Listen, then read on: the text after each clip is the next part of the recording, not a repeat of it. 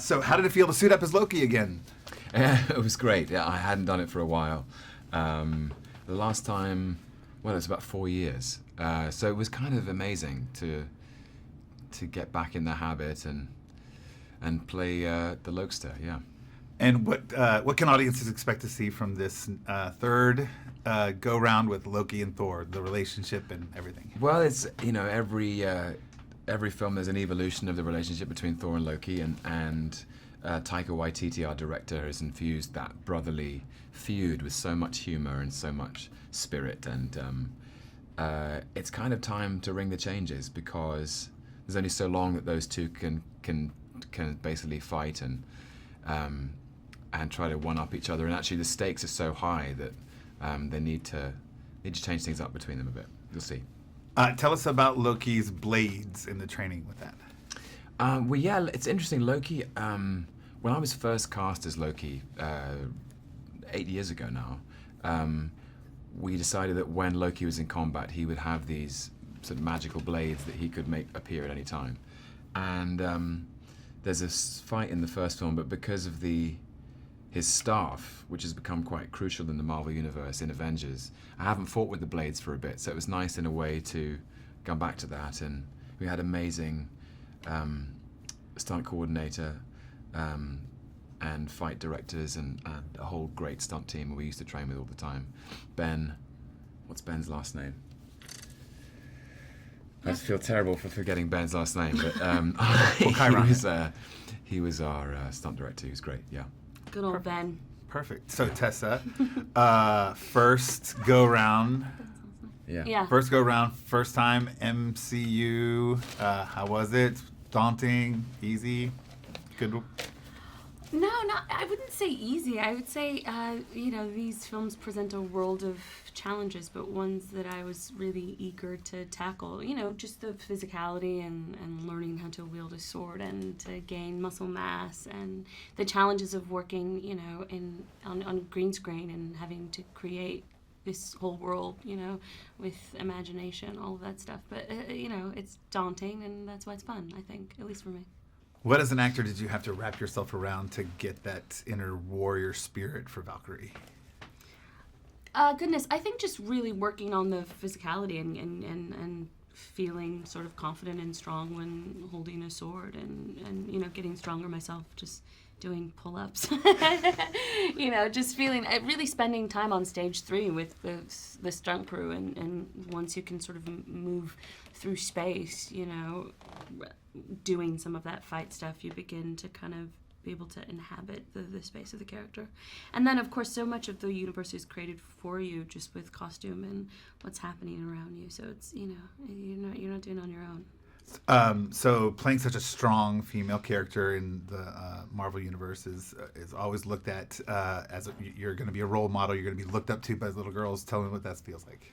Yeah, it feels tremendous, and hopefully not just by little girls, by boys too. I think it's important that boys look at female characters and think it's something that they would like to aspire to be. I think that's really important.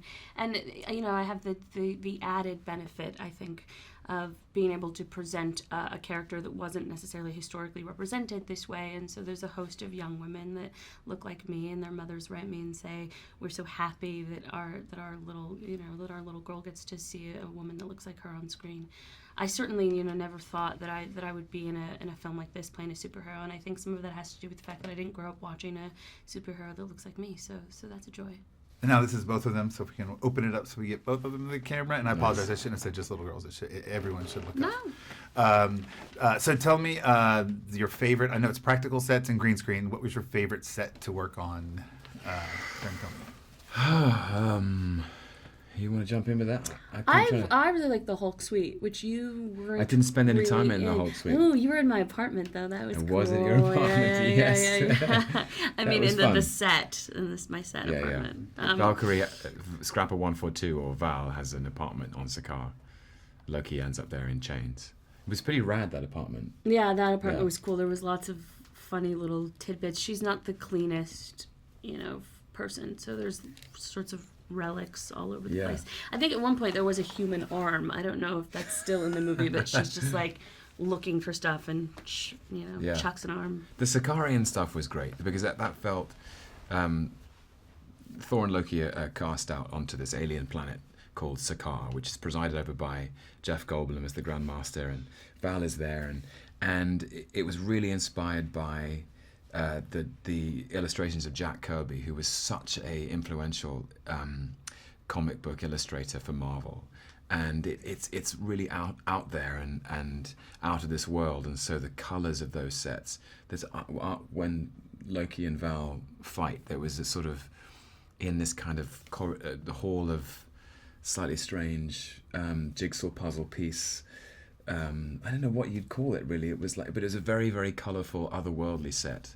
Kind of felt like we were in Wonka's Chocolate Factory or something, you know? Yeah, and then Hulk Suite, where he lives, is sort of this lush, like bachelor pad, but everything's huge, obviously, because it's the Hulk. He has a hot tub and a circular bed and a bar, which of course Val enjoys immensely. But yeah, you as an actor, you're always trying to suspend your own disbelief, and thereby the audience's. So it's always a pleasure to walk onto a set that just is so lived in and is telling a story.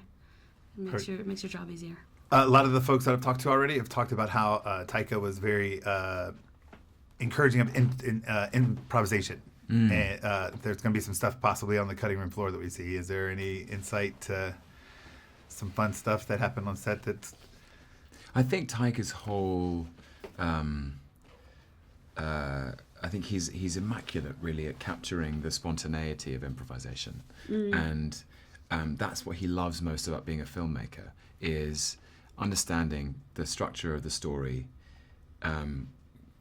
inspiring his actors to understand it too, but then along the way to play with it, to see what comes up in the moment, because really that's the magic. If you can capture things that characters would say as they think it for the first time, I think it always comes off as fresher than anything that was ever scripted, and that specifically works with his comedy. It's such a fun film. It's so funny. Every character is funny in a way, and so it made the set feel very light, which is lovely. Everyone's playing the game with everybody. One word answers for Taika. How was it working with Taika? Hilarious. Goofy. All right, the last question is, what do you each hope that people walk away from the theater after seeing this film with? I hope that people have a great time. It is so entertaining, and that's all Taika, and Chris and Tessa. But it's so colourful and feels like it's something that's very true to Marvel and also to the characters, and it's epic. It's just a great time. I hope people enjoy it. Yeah, I think, Ragnarok is literally the destruction of the old and the birth of the new. So I hope that people feel like this new world order that we've created in this universe, this zany thing, is exciting and a place they want to stick around for a while.